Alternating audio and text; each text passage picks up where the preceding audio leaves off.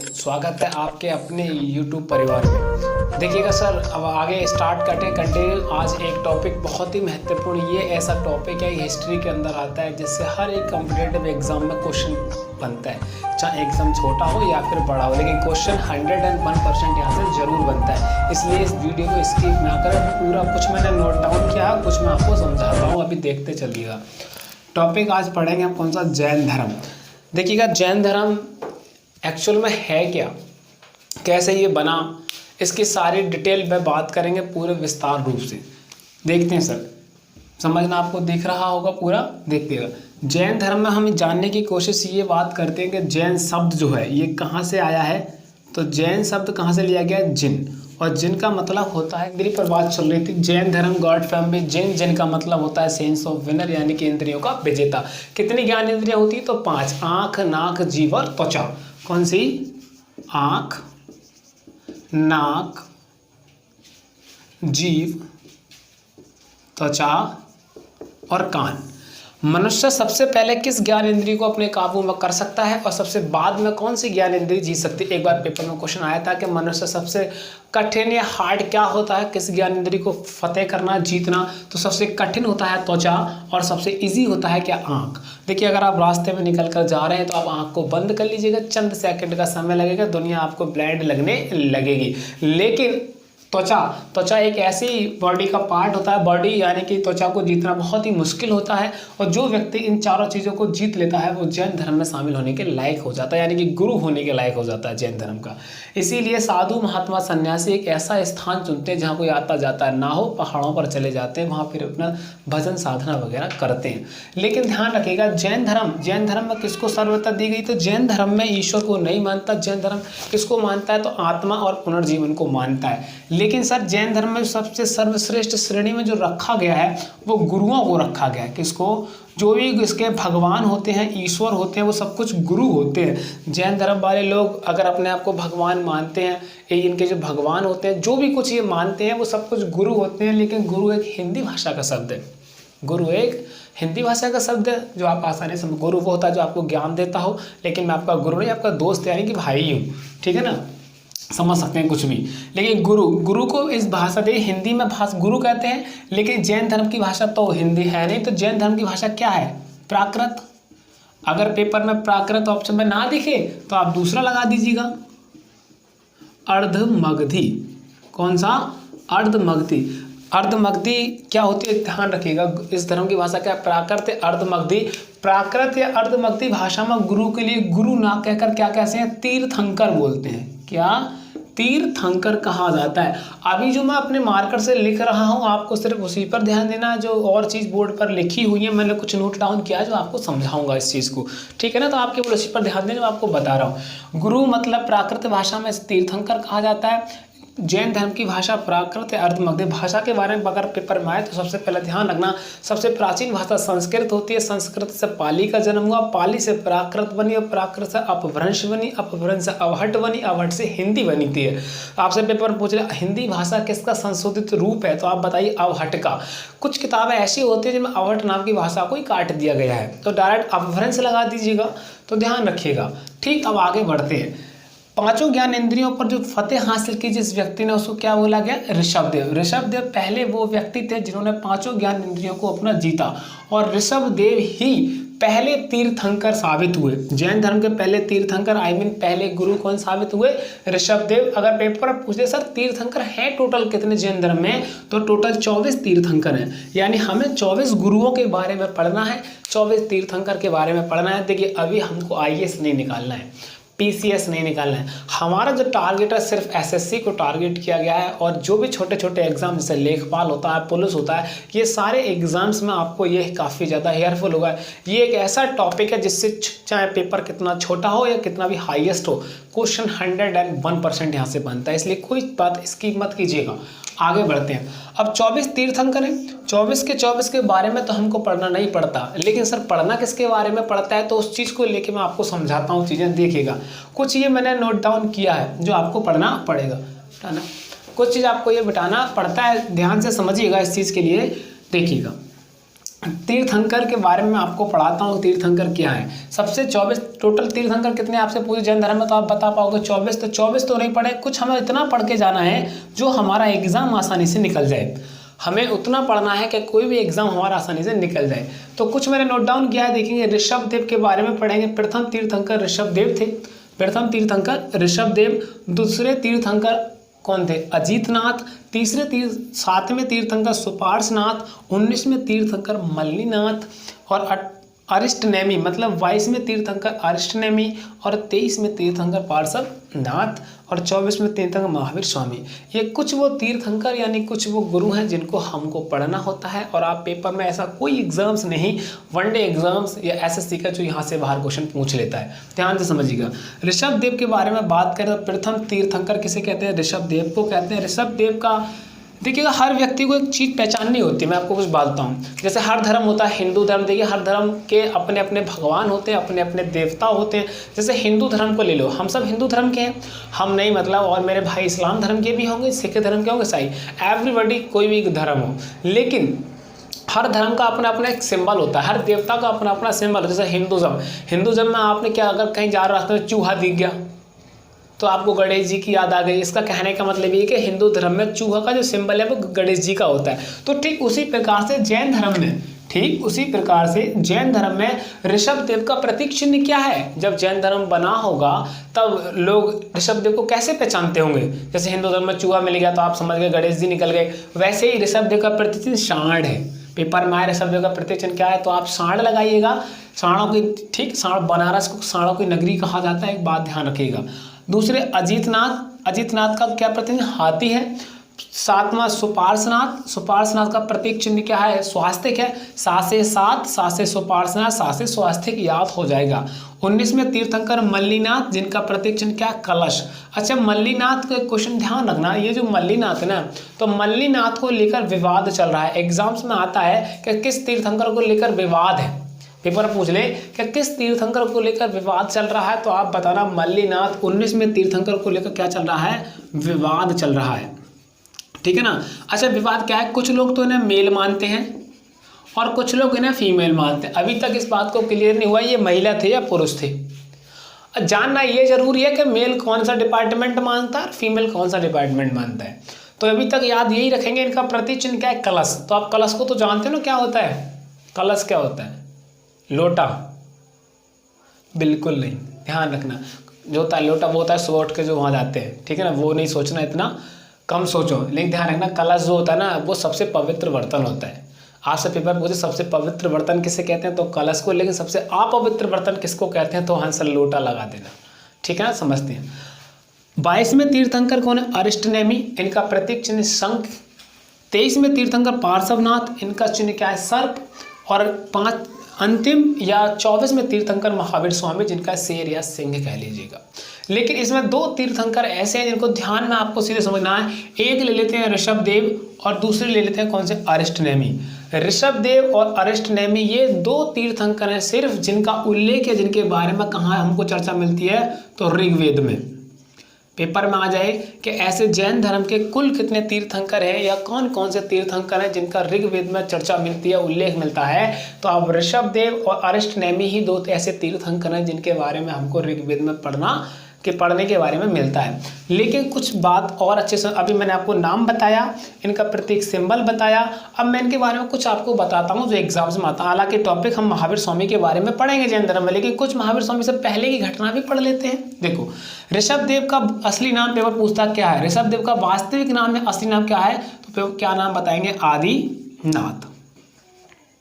आदिनाथ। ऋषभ देव का असली नाम या वास्तविक नाम क्या है? आदिनाथ। लेकिन ध्यान से रखिएगा, इनका जन्म जो हुआ था अयोध्या में हुआ था। ऋषभ देव का जन्म कहाँ पर हुआ? अयोध्या में, इक्ष्वाकु भूमि कहते हैं जिसके लिए, ठीक। इनकी जो मृत्यु हुई थी वो कहाँ पर हुई थी? कैलाश पर हुई थी। जन्म अयोध्या में हुआ था, मृत्यु कहाँ पर हुई? कैलाश में हुई। लेकिन इनके पुत्र का नाम था गोमतेश्वर बाहुबली। इस बाहुबली को उस बाहुबली से कंपैरिजन मत कीजिएगा जो मूवी चल रही है, ठीक है ना। तो बेटे का नाम था गोमतेश्वर बाहुबली। अब मैंने गोमतेश्वर बाहुबली आपको क्यों बताया है तो समय आने पे पता चलेगा आपके लिए कि श्रावणबेलगोला यानी कर्नाटक में चंद्रगिरी की पहाड़ी पर इस गोमतेश्वर बाहुबली की एक मूर्ति बनी हुई है जो चामुंड राय ने बनवाई थी। 18 मीटर ऊंची है, पेपर में आता है। लेकिन इसके ठीक देखिएगा, इनका जो जन्म हुआ था अयोध्या में हुआ था, मृत्यु उनकी कैलाश में हुई थी। बेटे का नाम गोमतेश्वर बाहुबली था।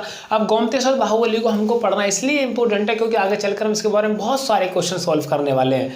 ये वही गोमतेश्वर बाहुबली है जिसको अभी आगे चलकर पढ़ो, कर्नाटक में श्रवणबेलगोला पड़ता है। वहां पर चंद्रगिरी की पहाड़ी पर इस गोमतेश्वर बाहुबली की 18 मीटर ऊंची मूर्ति बनी हुई है। कितनी? 18 मीटर ऊंची मूर्ति बनी हुई है जो किसने बनवाई है? चामुंड राय ने बनवाई है। किसने? चामुंड राय ने उसको बनवाया था।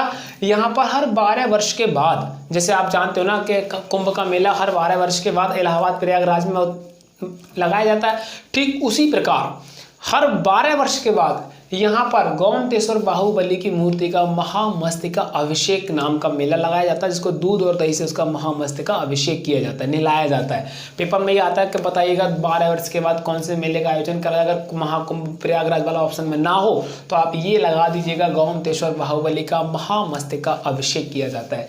ठीक, इनके बारे में आप जान लेना, ये चीज़ हो गया यहाँ से। तीसरा इसमें इंपॉर्टेंट बात ये है पार्श्वनाथ, ठीक है ना। पार्श्वनाथ मैंने मल्लीनाथ के बारे में आपको बता दिया। और ये ध्यान रखिए, ये अब मुझे आप कमेंट में करके बताना है कि सिंधु घाटी सभ्यता में ये किस नगर से खोजने, स्वास्तिक का सिंबल है, सिंधु सभ्यता में किस नगर से हमको मिला था, ये आप मुझे कमेंट के थ्रू बताओगे। अगली वीडियो में मैं उसका सबसे पहले नाम लूँगा जो मुझे बताएगा। देखिएगा, मल्लीनाथ को भी बताया मैंने, मल्लीनाथ को लेकर विवाद चल रहा है। किस तीर्थंकर को लेकर विवाद है? तो मल्लीनाथ को है। अरिष्ट नेमि और ऋषभदेव का उल्लेख हमको ऋग्वेद में मिलता है। पार्श्वनाथ, पार्श्वनाथ के बारे में सुनते हैं। पार्श्वनाथ का जो प्रतीक चिन्ह है वो क्या है? सांप। इनके पिता जो काशी के राजा थे, इनके पिता कहाँ के? काशी, बनारस कह लो।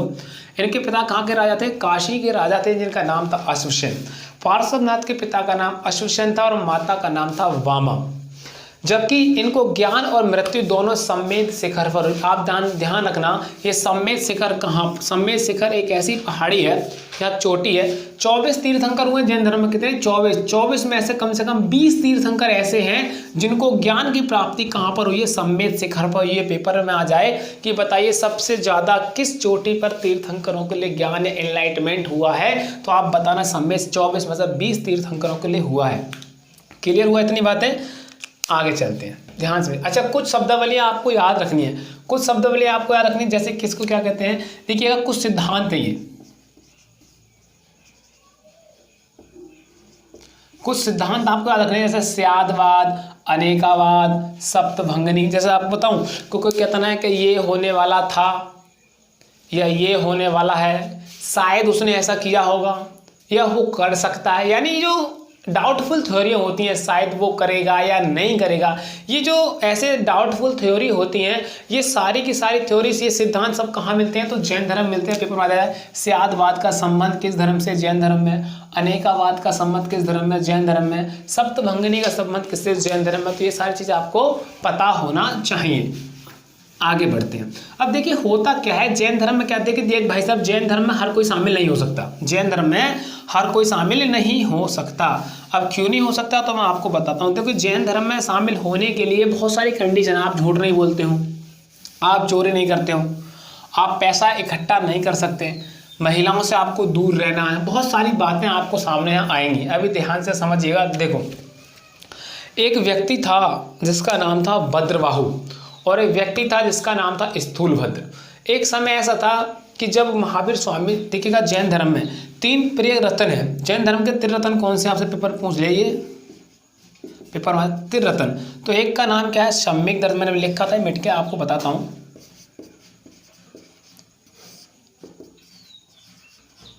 सम्यक दर्शन, ठीक है ना। दर्शन आप जानते, दर्शन मतलब विश्वास।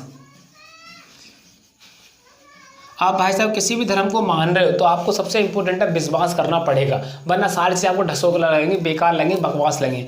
एक होता है सम्यक आचरण,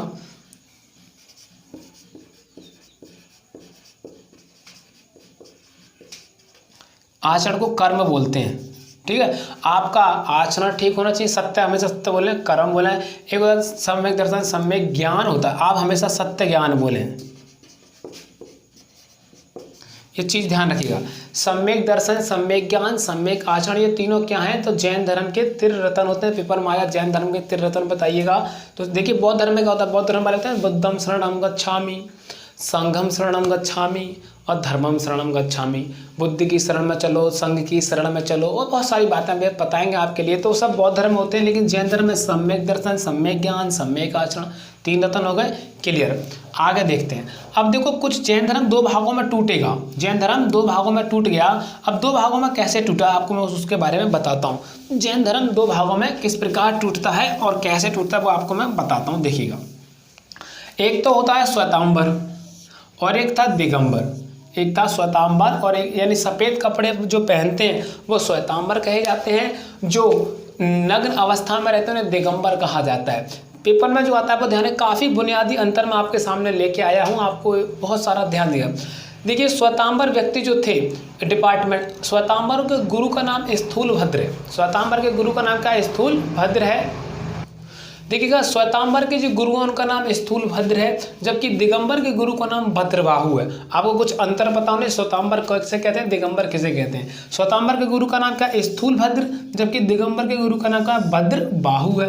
दूसरा अंतर, जो श्वेतांबर लोग होते हैं ये सफ़ेद कपड़े पहनते हैं, जो दिगंबर लोग होते हैं ये नग्न अवस्था में वायुमंडल प्लस दिशा को ही अपना वस्त्र मानते हैं। किसको? दिशा।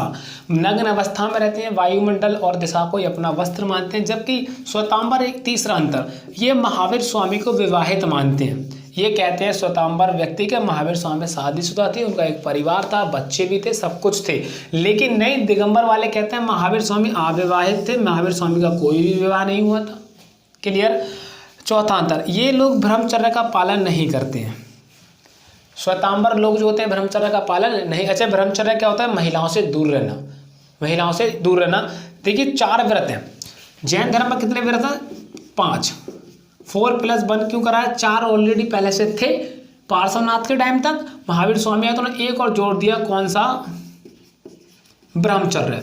ब्रह्मचर्य का मतलब होता है महिलाओं से दूर रहना। अगर आपको जैन धर्म अपनाना है तो 4 व्रत अपनाने पड़ेंगे, सत्य, अहिंसा, अपरिग्रह, अस्तेय और 5वां ब्रह्मचर्य।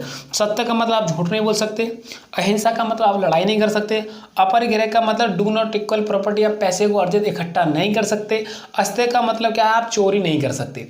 ये 4 ही व्रत काफ़ी है एक अच्छी खासी खेलती ज़िंदगी को बर्बाद करने के लिए। बताओ, झूठ नहीं बोलना, चोरी नहीं करनी, पैसा इकट्ठा नहीं करना और लड़ाई नहीं करनी। तो ये कम थे क्या? 5वां और महावीर स्वामी ने जो दिया, महिलाओं से दूर रहना। बस इसकी कुछ लोगों को ये बात समझ में नहीं आई, फूट पड़ गई। दिगंबर और श्वेतांबर बोले भाई हमारे बस की नहीं है, छोड़ो बाद में बात करते हैं इस टॉपिक पर, ज़्यादा मत सोचना इसके बारे में। बस यहाँ पेपर रखना कि ब्रह्मचर्य किसने जोड़ा है? तो महावीर स्वामी ने जोड़ा है। ठीक, आगे बताते हैं। तो ये श्वेतांबर जो लोग थे, इन्हों को बुरा लगा जब ब्रह्मचर्य जुड़ा, तो इन्होंने कुछ नहीं, तो इन्होंने शादी कर ली, अपना गृहस्थ परिवार का विस्तार हुआ, तो ये ब्रह्मचर्य का पालन नहीं करते हैं। लेकिन जो दिगंबर थे, नग्न अवस्था में रहे, उन्हें महिलाओं से कोई मतलब नहीं होता, तो वो ब्रह्मचर्य का पालन करते हैं। ठीक, एक क्वेश्चन और दिमाग में आ रहा है, बताता हूँ, आगे चलते हैं। मल्लीनाथ जो बताया था 19वें तीर्थंकर है, ठीक है, 19वें तीर्थंकर मल्लीनाथ को विवाद चल रहा है उसमें। लेकिन ध्यान रखना, मल्लीनाथ के लिए ये लोग महिला मानते हैं, श्वेतांबर लोग महिला मानते हैं, जबकि दिगंबर लोग क्या मानते हैं? पुरुष मानते हैं। क्या मानते हैं? ये मल्लीनाथ को पुरुष मानते हैं, ये महिला। देखिएगा, एक बहुत बड़ा बुनियादी अंतर बताता हूँ आपके लिए, जो आपको बहुत कम से कम देखने को मिलेगा। बहुत सारी बुकों का अध्ययन करना पड़ेगा तब जाकर पढ़ा। किसने कहा था कि महिला सबसे बड़े दुख का कारण है? संसार के सबसे बड़े दुख का कारण महिला है। ये किसने कहा था? तो ध्यान रखना, जिसको महिलाओं से मतलब नहीं वही कहेगा। दिगंबर ने कहा था कि संसार में सबसे बड़े दुख का कारण है तो वो महिला है। तो ये बात बुरी लगे किसको? श्वेतांबर को। बोले नहीं, अगर संसार में, ठीक है, संसार के सबसे बड़े दुख का कारण महिला को किसने बताया है? दिगंबर ने। लेकिन ये बात बुरी लगी श्वेतांबर को, नहीं, अगर संसार में सबसे बड़ा कोई मोक्ष प्राप्ति का साधन है तो वो कौन है? महिला। तो पेपर में आएगा महिला के लिए मोक्ष प्राप्ति का साधन किसने बताया है? तो श्वेतांबर डिपार्टमेंट ने बताया। ध्यान रखना, कुछ अंतर पेपर में आएगा। श्वेतांबर के गुरु का नाम स्थूलभद्र था, दिगंबर के भद्रबाहु। ये लोग सफ़ेद कपड़े पहनते थे, ये नग्न अवस्था में रहते थे, ये गृहस्थ जीवन करते थे, ये नहीं करते थे।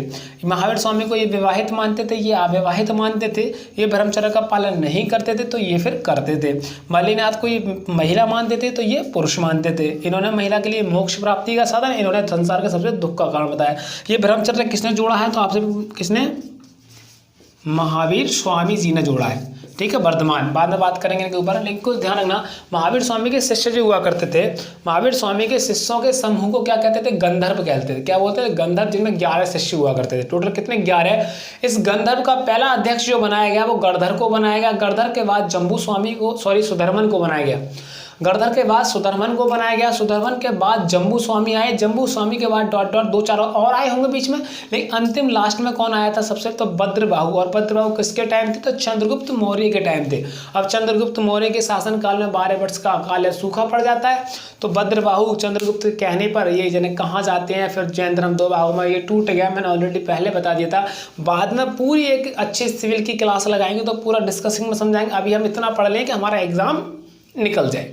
क्लियर? तो ये ध्यान रखना, ये हमारे कुछ गुरुओं के बारे में लिखा है। तो आपको देखिए, छोटी छोटी वीडियो इसलिए बना रहा हूँ कि आप अच्छे से इसको 1 बार नहीं, 2 बार नहीं, 3 बार 4 बार देख सकते हैं। जब आपको कुछ इनके नाम स्टार्ट याद हो जाएंगे तो बाद में बहुत अच्छे लेवल पर मैं इनके सामने आपके साथ आऊँगा। मूवी आती, फिल्म देखने से पहले कुछ कलाकारों के नाम आते हैं लिख के, नंबरिंग जो जैसे बोलते हैं। तो ठीक उसी प्रकार से इस फिल्म की कुछ नंबरिंग है जो आपको कलाकारों की भूमिका पता होना चाहिए। जब हम सिविल का बैच लगाएंगे तो आपको टोटल डिटेल में बात करेंगे। अभी सिर्फ मोटे मोटे बिंदु पर मैं आपसे बात कर रहा हूँ जो एग्जाम में कहीं ना कहीं पूछे जाते हैं, लेकिन फिर भी आप हल्के मत लीजिएगा, बहुत कुछ है। और अगली वीडियो बहुत जल्दी आपके साथ समक्ष आएंगे। एक आप अच्छी प्रतिक्रिया दें और चैनल को बराबर सपोर्ट करते रहे। आपसे पर्सनल रिक्वेस्ट है, जो भी आपको क्वेरी होगी हम हर चीज़ का लेके आएंगे। ठीक, सब्सक्राइब करना ना